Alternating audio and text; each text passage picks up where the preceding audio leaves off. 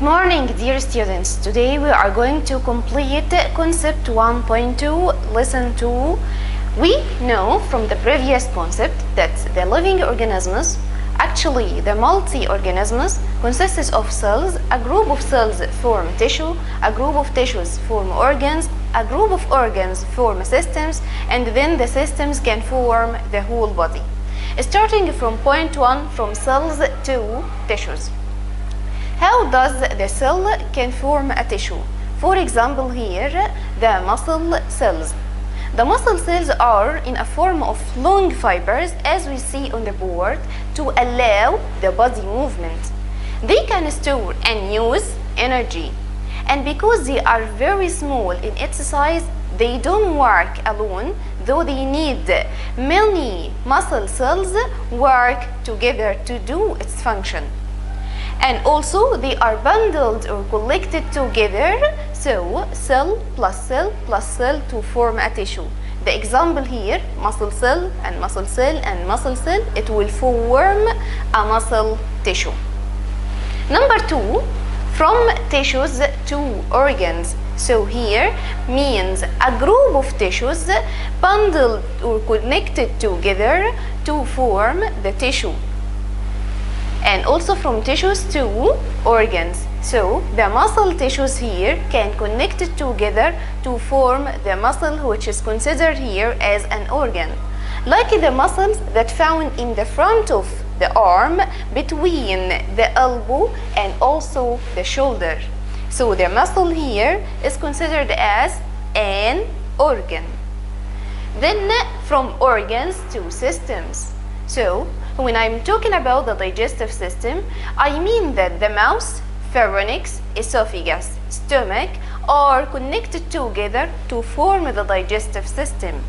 And also for the respiratory, circulatory, excretory, urinary, and this connected together.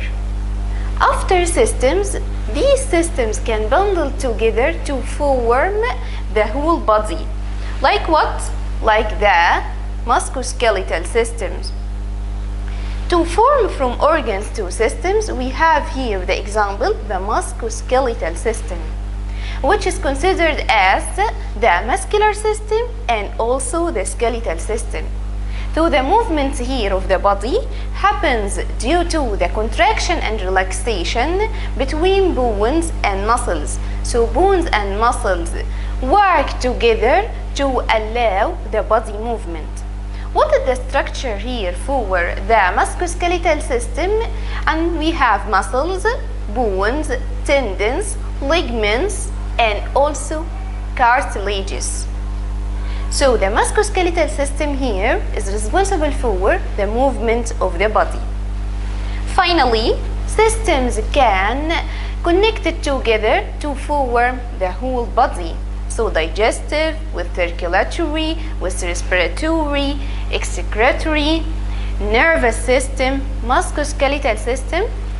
All these systems can connect it together and work in an integrated way to face the dangerous situation and also to move in any different situation. For example, if you are going to play a football, the interaction here between the nervous, digestive, circulatory, respiratory, and also the musculoskeletal system. The second part of the lesson talks about the movement of the muscles. If I am talking about the movement of muscles in front part, in the upper arm, between the elbow and the shoulder. So the movement at this part happens due to contraction and relaxation between muscles and bones that connected to the arm. If I'm going to talk about the forearm, this is called forearm. The forearm moves toward your shoulder when the muscles in front contract and the muscles at the back relax. But in the opposite direction, the forearm can stretch or move away from your shoulder when the muscles at the upper relaxes and the muscles at the back contract. So I can say at this point that the musculoskeletal system is responsible for the movement of the body due to contraction and relaxation between muscles and bones that are connected together to allow the body movement. I can say also that the movement happens, or contraction and relaxation happen in one direction only. And when I say one direction only, it doesn't mean that contract or relax, no, but contract and relax means that they happen in one direction.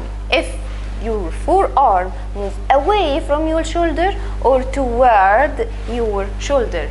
That's for lesson 2. So in lesson 2, we repeated the structure of the multi-organisms. Actually, for the human body, from cells to tissues, from tissues to organs, from organs to systems, from systems to the whole body. Then the second part of the lesson talks about the movement of the muscles due to the contraction and relaxation of muscles and bones that are connected together. Let's answer some questions in the booklet. Give reason for. Muscle cells are in the form of long fibers. Why? Excellent, to allow the movement of the body. Question 2, put true or false. A group of different tissues here can form systems. False. Why? Because a group of tissues, excellent, for organs. Number 2, muscle cells don't store and use energy. False. They can store and use the energy in the movement. Number 3, the muscle is formed from bundles of muscle tissues. True. When I'm talking about the organ, the muscle which is considered as an organ, so I mean a group of muscle tissues here bundled together. Number 4, musculoskeletal system consists of the muscular and the digestive system. Of course, false, because the musculoskeletal here consists of the muscular system and also the skeletal system. Thank you for your listening, and I wish you a happy day. Bye bye.